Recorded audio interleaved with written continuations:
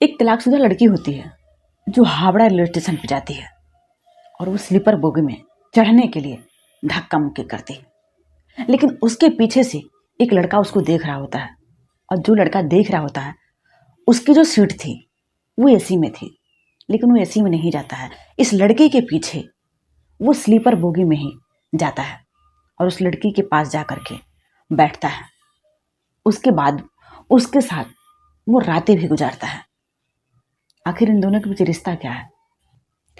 नमस्कार दोस्तों, जो घटना मैं सुना रही हूँ ये बिल्कुल सत्य घटना है। दरअसल एक पूजा नाम की लड़की होती है जो हावड़ा से स्लीपर बोगी में जाकर के वो बैठती है, काफ़ी धक्का मुक्की करती है और धक्का मुक्की करने के बाद वो अपने सीट पर जाकर के बैठती है। उसके पीछे से एक लड़का जिसका नाम होता है प्रदीप, ये इस लड़के को देखता है जब, तो ये अपने सीट पे नहीं जाता है। इस लड़के का जो सीट होता है वो एसी में होता है पर वो वहाँ पे नहीं जाता है। इस लड़के के पीछे पीछे जाता है और जा करके वो कुछ दूरी पे बैठता है उसी बोगी में जहाँ पे लड़की बैठी रहती है, यानी पूजा।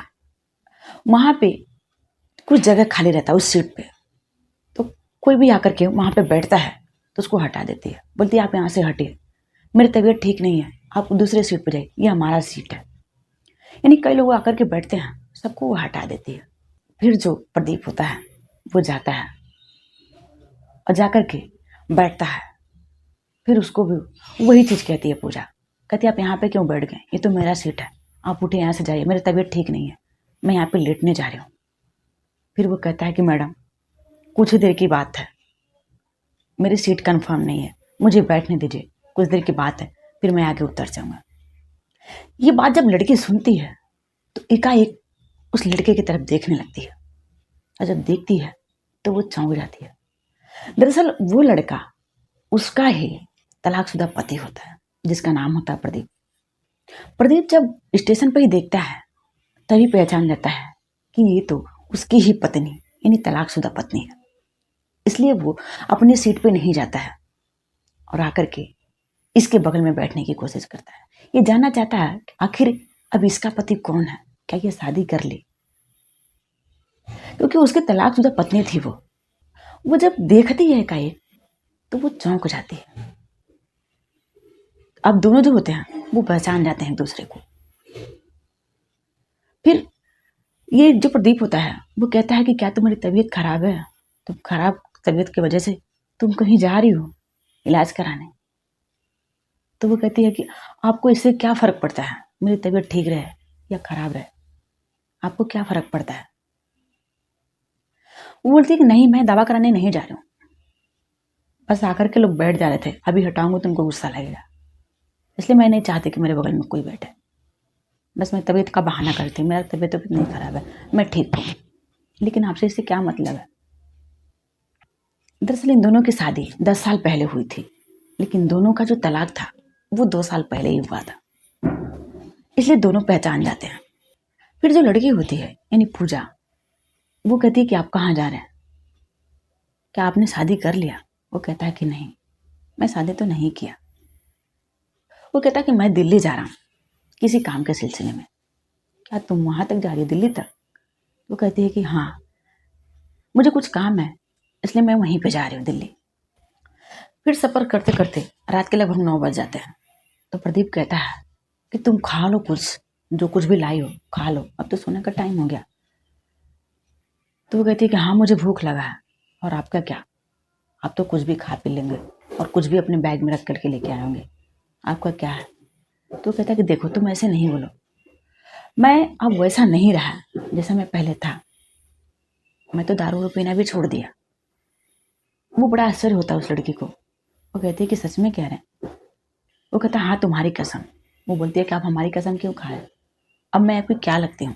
वो कहता है चाहे जो भी कसम खिला लो मुझे, माँ कसम, लेकिन मैं अब दारू पीना छोड़ दिया, अब मैं बहुत सीधा साधा लड़का हो गया हूँ, अब मैं वो नहीं रहा जो मैं पहले था। वो कहती है कि अगर आप पहले दारू नहीं पीते तो हमारा तलाक नहीं हुआ होता। दरअसल इन दोनों के तलाक, ये लड़का बहुत दारू पीता था और अक्सर अपनी पत्नी को मारता पीटता था। इसी वजह से इस लड़के के माता पिता लड़की से कहते हैं कि तुम तलाक ले लो, उसके साथ तुम्हारी ज़िंदगी नहीं चल पाएगी। इस तरह से दारू पीता है, तुमको मारता पीटता है, फिर कैसे उसके साथ रहोगे? फिर 2 साल पहले इन दोनों के बीच तलाक हो जाता है इसी बात को लेकर के। तो वही बात वो लड़की कहती है। वो कहती है कि अगर दारू आप पहले नहीं पिए होते, फिर हम दोनों का तलाक नहीं हुआ होता। जो लड़का होता है वो इशारों इशारों में ही लड़की से कहना चाहता है कि अब मैं दारू नहीं पीता हूँ, अब मैं तुम्हारे साथ रहना चाहता हूँ। तुम खुद कहो अपने आप से कि कोई बात नहीं, मैं आपके साथ अब रहने के लिए तैयार हूँ। लड़का कहता नहीं खुल के, लेकिन इशारों इशारों में उसकी जो बातें होती हैं वो बातें ऐसे ही करता है। फिर दोनों कुछ दूरी के सफ़र तय कर लेते हैं। तो लड़का होता है वो कहता है कि मैं तो एक बार अपने गांव में हम सोए हुए थे, ठंडी का मौसम था, तो मेरे ऊपर कोई लाकर के पानी डाल दिया। जब इतना बात सुनती है वो पूजा तो हंसने लगती है, बोलती इसमें आप ही का गलती रहा होगा। वो कहता है कि नहीं, मैं तो सोया था, ठंडी का मौसम था, मैं तो चादर तान करके सोया था और वो ला करके मुझे मेरे ऊपर पानी डाल दी। वो बहुत तेज से हंसने लगती है। अब इस बात से दोनों हंसने लगते हैं। फिर लड़की कहती है कि ठीक है, मैं 2 रोटी लाई हूँ, एक रोटी आप खा लीजिए और एक रोटी मैं खा लूँगी। वो कहता है कि 2 ही रोटी तो है, ना तुम्हारा पेट भरेगा ना मेरा पेट भरेगा, इसलिए तुम खा लो। वो कहती है कि क्या हुआ, हम लोग ऐसे तो खाना खाते ही थे, बहुत बार तो ऐसे ही खाते थे, एक रोटी में आधे आधे करके खाते थे, आज तो 2 रोटी है, आप एक रोटी खा लीजिए और एक रोटी मैं खा लूँगी। फिर दोनों एक एक रोटी खाते हैं। फिर प्रदीप कहता है कि तुम अपने सीट पे सो जाओ, मैं नीचे जगह देखता हूँ, अगर कहीं मिलती है खाली जगह तो मैं वहाँ पे सो जाता हूँ।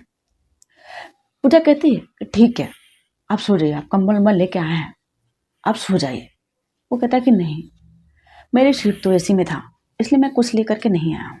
अब ठंडी का मौसम रहता है, सोचती है कि कहाँ सोएगा बिना बिस्तर के, बिना किसी उड़ने का।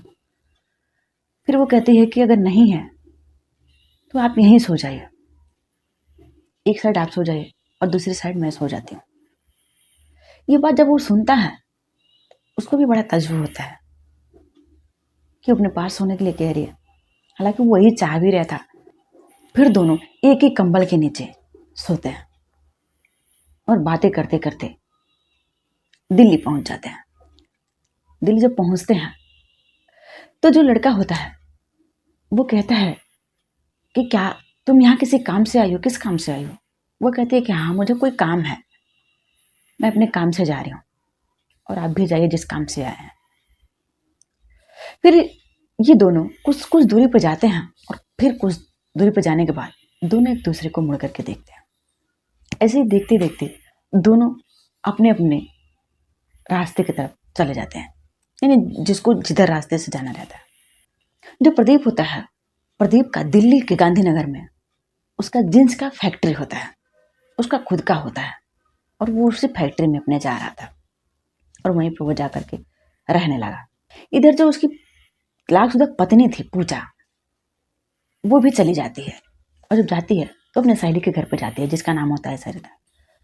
वो जब अपनी सहेली से मिलती है तो कहती है कि सरिता, मेरा तलाकशुदा पति मिला था ट्रेन में, जिसको मैं देखी तो मुझे बहुत दया आ रहा था। उसको देखे तो पता नहीं क्यों मुझे कुछ दर्द दर्द सा हो रहा था मेरे सीने में उसको देखने के बाद। अब वो नहीं रहा जो पहले था।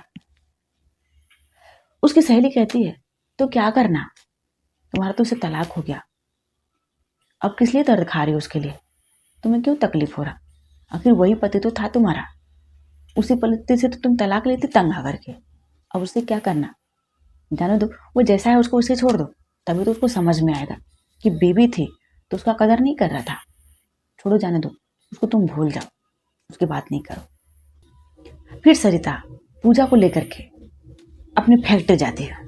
फैक्ट्री में जो साहब होते हैं वो साहब के कमरे में जाती है और कहती है कि साहब, मैं जिस लड़की की बात कर रही थी आपसे शादी करने के लिए, वो लड़की आई है, चलिए देख लीजिए।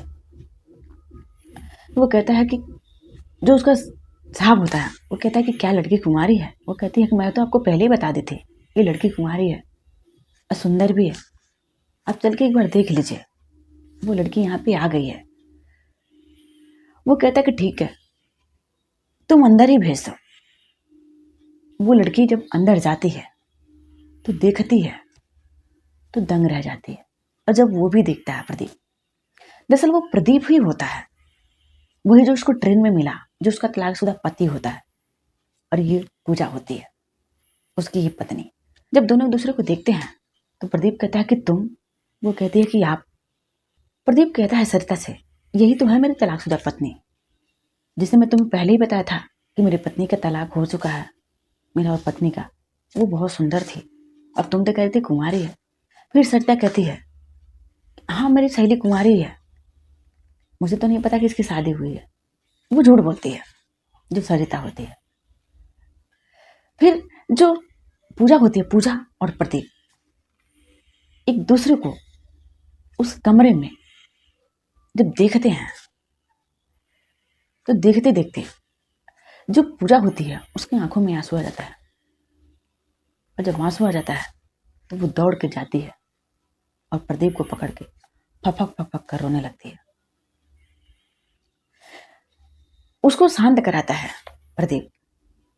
वो कहता है तुम चुप हो जाओ, अब हम लोग वैसी जिंदगी नहीं जिएंगे जैसे हम लोग जी रहे थे। अब यहीं से जो प्रदीप होता है वो सरिता को लाख लाख धन्यवाद देता है। वो कहता है कि तुम हमारे लिए भगवान हो, क्योंकि तुम ही हम दोनों को मिलाई हो, इसलिए तुम हमारे लिए भगवान हो। फिर जो लड़का होता है यानी प्रदीप, वो पूजा को लेकर के अपने घर जाता है।